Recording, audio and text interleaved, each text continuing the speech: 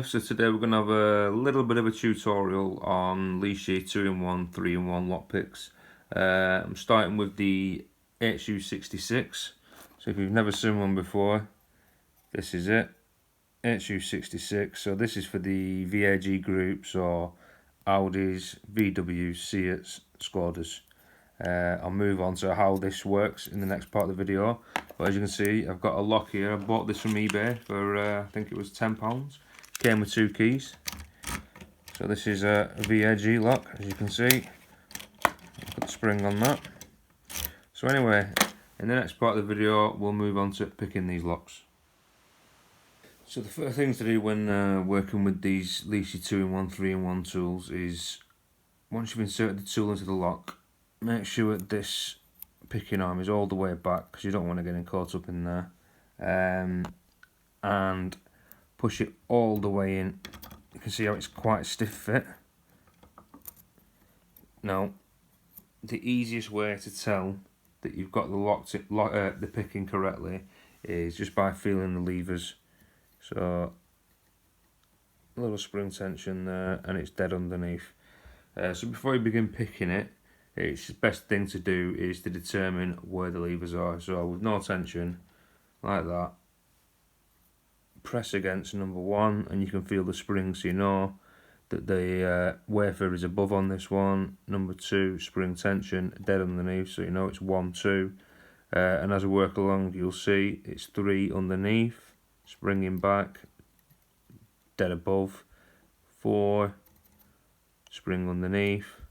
5, spring above. So basically it goes 1, 2 above, 3, 4 below, 5, 6 above, 7, 8 below. That's it. So it's good to know this before you start picking the lock, because you know exactly what you're looking for.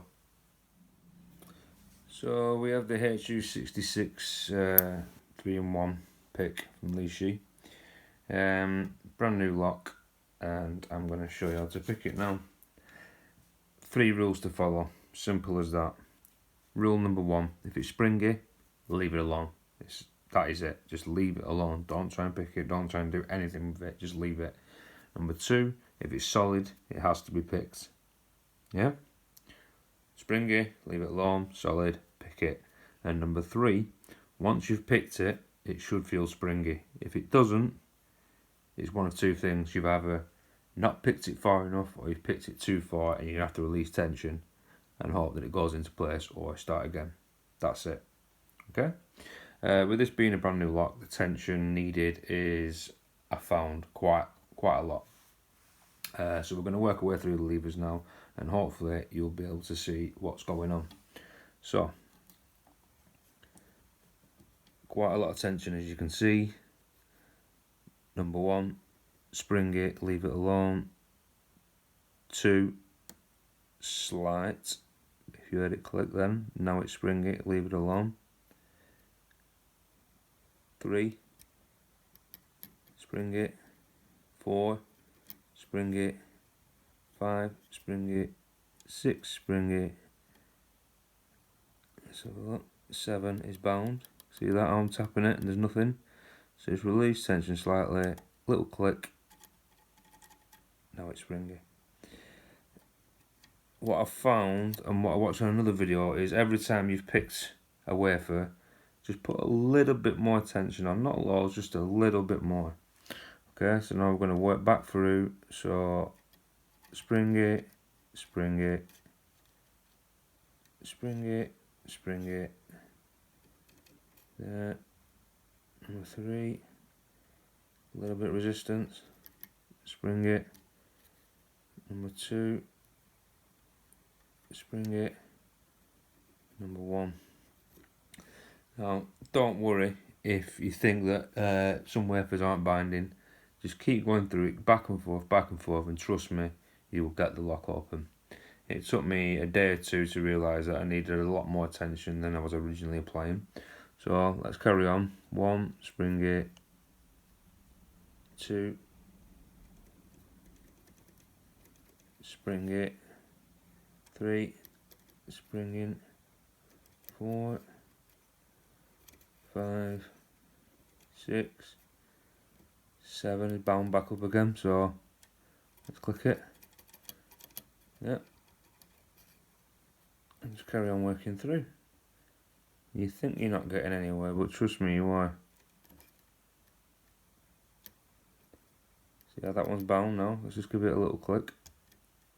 There we are. And actually felt it rotate just slightly, so we know we're making progress now. 2, spring it, 1. I'm hitting it, it's dead. So let's give that a little click. Springy. And again, a little bit more rotation. So, boom. You can actually start getting faster through it once you've actually learnt the lock and how the pick works in it.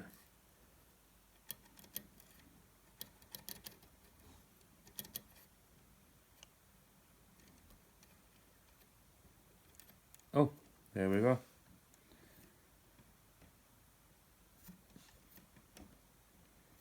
The lock picked. Now to decode these, you decode it in the opposite direction it was picked. So if you remember, we picked number 1 up, so we'll decode down. So let's just turn it. I know you can't see it properly there, but that's the principle. So that's a number 3. Number 2 we picked up, so we'll decode down, and that's set number 1, and so on and so forth. And once you've decoded it, you can actually go and get a key cut. So there we go, the HU66.